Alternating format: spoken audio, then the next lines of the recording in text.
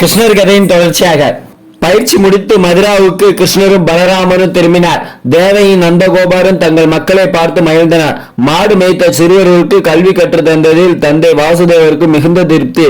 கிருஷ்ணர் மதுராவில் சூழ்நிலை காரணமாக இருந்தாலும் விருந்தாவனத்தில் தந்தை தாய் மற்றும் கோபியருக்கு கொடுத்த வாக்குறுதி மட்டும் ஊத்தி கொண்டே இருந்தது. அங்கு வருவதாக சொல்லி இருந்த வாக்குறுதி அது விருந்தாவனத்தில் யசோதை நந்தகோபார் மட்டுமின்றி கோபியர்களும் கிருஷ்ணரின் நினைவிலே இருந்தனர். பார்க்கும் இடத்தில் எல்லாம் அந்த பரந்தாமன் தான் தெரிந்தான். அங்கே ராதா என்ற கோபிகை வசித்தாள். அவள் கிருஷ்ணரை தவிர வேறு எதையும் நினைப்பவள் இல்லை. உண்ணும் போதும் கிருஷ்ணா, உறங்கும் போதும் கிருஷ்ணா, எந்த செயல் என்ன நடந்தாலும் கிருஷ்ணா கிருஷ்ணா கிருஷ்ணா, இப்படி கிருஷ்ணனையே நினைத்து கிடந்தவள் அவள். இவள் பிறந்த பிறகு கண் விழிக்கவே இல்லையா. ஒரு நாள் யசோதை கண்ணனை இடுப்பில் சுமந்தபடி இவள் வீட்டுக்கு வரவே விழித்து பார்த்தாளாம். அப்படி ஒரு தீராத காதல் அந்த மாயவன் மீது. நெஞ்சுக்குள் அவனது திருவடிகளை பற்றி நினைவு மட்டுமே அவளுக்கு. கிருஷ்ணர் விருந்தாவனத்தில் இருந்தபோது அவளை தழுவி இனிய மொழி பேசுவார். அவர் இங்கிருந்து சென்றதில் இருந்து கலங்கி போயிருந்தாள். கிருஷ்ணரின் நினைவு அவளை வாட்டியது. மதுராவுக்கு கிருஷ்ணரின் பெரியப்பா பிள்ளையான வாசுதேவரின் சகோதரன் மகன் உத்தவர் என்பவர் வந்தார். இவர் தோற்றத்தில் கிருஷ்ணரை ஒத்திருப்பார். அவர்கள் சகோதரர்கள் என்றால் நண்பர்கள் போல் பேசிக் கொள்வார்கள். உத்தவரே, நீர் உடனே விருந்தாவனம் செல்ல வேண்டும். என்னால் தற்போதைக்கு அங்கு வர இயலாது என்பதை சொல்ல வேண்டும். குறிப்பாக என் தாய் தந்தை மற்றும் என்னையே உயிராய் கருதி நான் வருவேன் என்ற நம்பிக்கையில் உயிர் வாழ்ந்து கொண்டிருக்கும் கோபியருக்கும் ஆறுதல் சொல்ல வேண்டும். நான் நிச்சயம் அங்கு வருவேன் என்பதை எடுத்து சொல்ல வேண்டும். நான் காரணத்துடன் தான் அங்கு வரவில்லை. கம்சனை கொன்றதால் அவனது ஆதரவாளர்கள் என்னை பழிவாங்க சந்தர்ப்பம் பார்த்து கொண்டுள்ளனர்.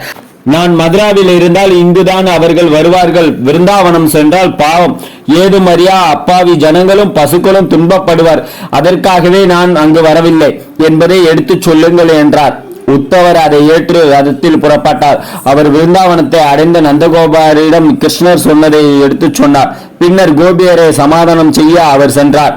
ராதாவிடம் சென்று, தாயே, உன் கிருஷ்ணர் உன்னை மட்டுமல்ல இங்கிருக்கும் அனைத்து கோபியர்களையும் பார்க்க ஆவல் கொண்டுள்ளார்.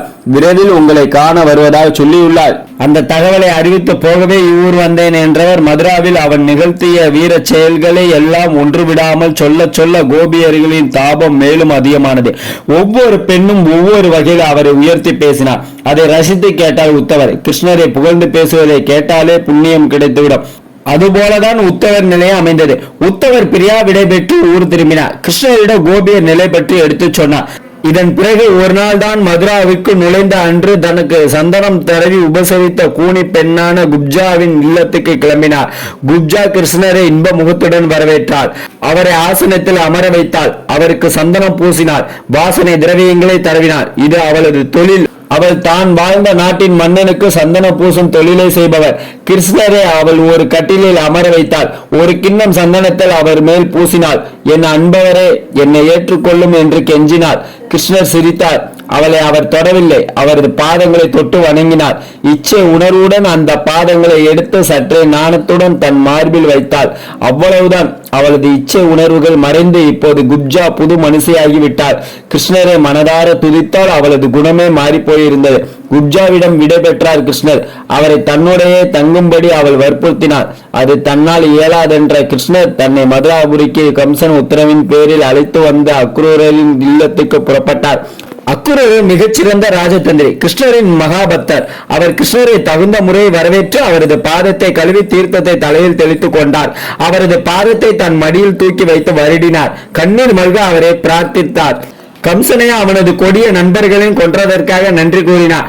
அக்ரூரை மிக முக்கிய காரியத்துக்காக நாடியும் கிருஷ்ணர் பார்க்க வந்திருந்தார். கிருஷ்ணரின் மைத்துனரான பாண்டவர்கள் ஹஸ்தினாபுரத்தில் வசித்து வந்தனர். ஹஸ்தினாபுரம் என்றால் யானைகள் நிறைந்த இடம். யானைகள் கட்டி காக்க நிறைய செல்வம் வேண்டும். அந்த அளவுக்கு செல்வம் படைத்த பூமி அது. பாண்டவர்களுக்கு எதிராக அவர்களது பெரியப்பா திருதராஷ்டிரன் மக்களான கௌரவர்கள் செயல்பட்டு வந்தனர். நீங்க இப்ப பாத்துட்டு இருக்கிறது கிருஷ்ணர் கதையில அவருடைய அவதாரத்துல இருக்கிற முக்கியமான இதெல்லாம் நீங்க பாத்துட்டு இருக்கீங்க. இது எல்லாமே நம்ம வாழ்க்கைக்கு பயன்படுத்தி நம்ம வாழ்க்கையை நல்லபடியா வாழ்ந்துவாங்க. கிருஷ்ணரை பத்தி புகழ்ந்து பேசினா நமக்கு புண்ணியம் கிடைச்சிடும் அப்படின்னுங்கிறாங்க. நமக்கு புண்ணியம் கிடைக்கணும்னா கிருஷ்ணரை பத்தி நல்லா உயர்ந்து பேசணும். நம்ம கிருஷ்ணருடைய முக்கியமான இதெல்லாம் நம்ம பார்த்து முழுசா தெரிஞ்சுக்கிட்டு நம்ம வாழ்க்கையில பயன்படுத்தி வாழ்க்கையில புண்ணியத்தை சேர்த்துக்கிட்டு வாங்க. தேங்க்யூ ஃபார் வாட்சிங். கிருஷ்ணரை பத்தி இதுக்கு முன்னாடி உள்ள வீடியோ பார்க்கணும்னா நீங்க டிடிஜிஎஸ் ஜீவந்திராஜ் யூடியூப் சேனல்ல போய் பாருங்க. உங்களுக்கு அற்புதமான வீடியோவா இருக்கும். ஒவ்வொன்றும் 1000 பிக்சர்ஸ்க்கு மிகாம நம்ம போட்டிருக்கோம். ஒவ்வொரு இதுவும் பார்க்க இன்ட்ரெஸ்டா இருக்கும். எல்லாமே அந்த படத்தோட ஒத்து போன கதையா தான் இருக்கும். நீங்க பார்க்கலாம். தேங்க்ஸ் ஃபார் வாட்சிங். டிடிஜிஎஸ் ஜி பேந்திராஜ் அதை பார்த்தா யூடியூப் சேனல் பிடிச்சிருந்தா லைக் பண்ணுங்க, ஷேர் பண்ணுங்க, கமெண்ட் பண்ணுங்க. தேங்க்ஸ் ஃபார் வாட்சிங். தேங்க்ஸ்.